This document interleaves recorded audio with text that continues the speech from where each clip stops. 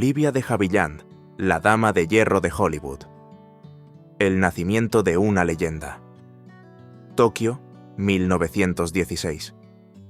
Mientras la Primera Guerra Mundial sacudía Europa, en el exótico suelo japonés, nacía una niña que cambiaría el cine para siempre. Olivia Mary de Havilland llegó al mundo con un destino escrito entre luces y sombras, hija de un matrimonio británico en crisis. Su madre, Lillian Fontaine, una actriz frustrada, trasladó sus sueños artísticos a sus hijas, Olivia y Joan, pero nadie imaginaba que esa pequeña, criada entre los verdes paisajes de California, se convertiría en una de las actrices más audaces y talentosas de Hollywood, desafiando a los grandes estudios y forjando un legado imborrable. De la inocencia al estrellato. Olivia siempre tuvo algo especial. A diferencia de su hermana Joan Fontaine, con quien mantendría una rivalidad legendaria, ella poseía una elegancia natural y una voz melodiosa que cautivaba. Su debut en El sueño de una noche de verano, 1935, fue solo el comienzo, pero fue su papel como Melanie Wilkes en Lo que el viento se llevó, 1939, el que la consagró. Con su interpretación de dulzura estoica frente al caos de la guerra civil, Olivia robó escenas incluso a Vivien Leigh. La Academia la nominó al Oscar, pero el premio se le escapó. Por ahora. La guerra contra Warner Bros. Olivia no era solo talento, era fuego. Cuando Warner Bros. Intentó extender su contrato como esclavitud legal, común en la época, ella hizo algo revolucionario, demandó al estudio. En 1943, el caso de Havilland vs. Warner Bros. Hizo historia. La corte falló a su favor, limitando los contratos a 7 años reales, no extendidos por suspensiones. Este triunfo, conocido como la Ley de Havilland, liberó a los actores de la tiranía de los estudios, el Oscar y la redención. Tras años de papeles dulces, Olivia quería demostrar su profundidad. En 1946 protagonizó Alma en suplicio, interpretando a una mujer traumatizada que lucha contra la locura. Su actuación fue tan desgarradora que ganó su primer Oscar. Pero no se detuvo ahí.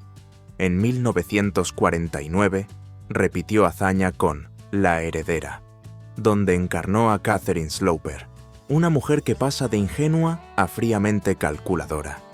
Su segundo Oscar la confirmó como la mejor actriz dramática de su generación. La rivalidad con Joan Fontaine. Ningún relato sobre Olivia estaría completo sin mencionar su tensa relación con su hermana Joan Fontaine. Ambas compitieron por roles, premios y el afecto de su madre. El clímax llegó en 1942. Joan ganó el Oscar por Sospecha, superando a Olivia, nominada por Hold Back the Dawn.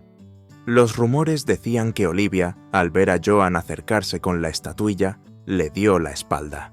Años después, Joan declaró: Olivia fue la primera en Hollywood. Yo fui la primera en ganar el Oscar. Eso la mató asterisco. La grieta nunca se cerró. Ni siquiera la muerte de Joan en 2013 reconcilió a las hermanas. Olivia, con su estilo característico, no asistió al funeral, el exilio y el legado. En los 50, Olivia se cansó de Hollywood. Se mudó a París, donde vivió décadas alejada del espectáculo, pero nunca olvidada. Regresó ocasionalmente, como en Anastasia, el misterio de Ana. 1986, ganando un Globo de Oro. Vivió hasta los 104 años, falleciendo en 2020 como la última gran estrella del Hollywood clásico. Su legado no son solo películas, sino valor y rebeldía. Ella desafió a los estudios, luchó por los derechos de los actores y probó que una mujer podía ser tan fuerte en la vida real como en la pantalla. La dama que nunca se rindió. Olivia de Havilland no fue solo una actriz, fue una revolucionaria. Su nombre sigue inspirando a quienes luchan contra la injusticia, dentro y fuera de Hollywood. Como ella misma dijo: no me arrepiento de las batallas que libré, gané las importantes. Y así, entre luces, cámaras y demandas judiciales, Olivia demostró que el verdadero drama no estaba en sus películas, sino en su vida. Olivia de Havilland and Errol Flynn, la química prohibida de Hollywood. Cuando las estrellas chocaron. En 1935, Olivia de Havilland era una joven actriz de 19 años con un contrato en Warner Bros. Errol Flynn, un australiano aventurero y carismático, acababa de llegar a Hollywood como el nuevo galán rebelde. Cuando los pusieron juntos en El Capitán Blood, 1935, la chispa fue instantánea. Flynn, conocido por su vida libertina, quedó prendado de la elegancia y talento de Olivia. Ella, aunque cautelosa, no pudo resistirse a su encanto. Era imposible no enamorarse de él frente a las cámaras, confesaría años después. Amor en pantalla, tensión en la vida real. Juntos protagonizaron 8 películas, incluyendo clásicos como La carga de la Brigada Ligera, 1936, y Las aventuras de Robin Hood, 1938. En pantalla eran la pareja perfecta, en la vida real un torbellino de pasión y frustración.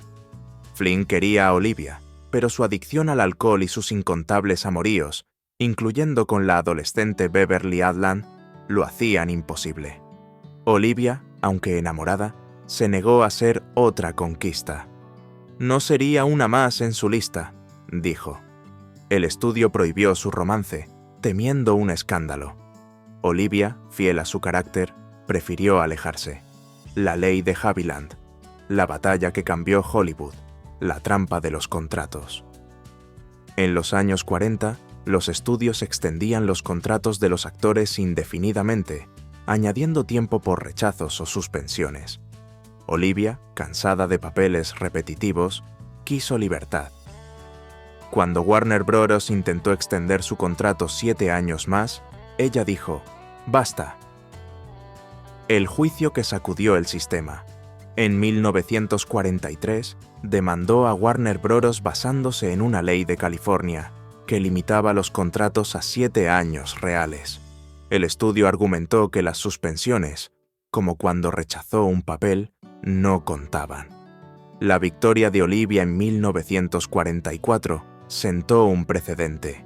Los estudios ya no podían esclavizar a los actores. Se conoció como la ley de Havilland.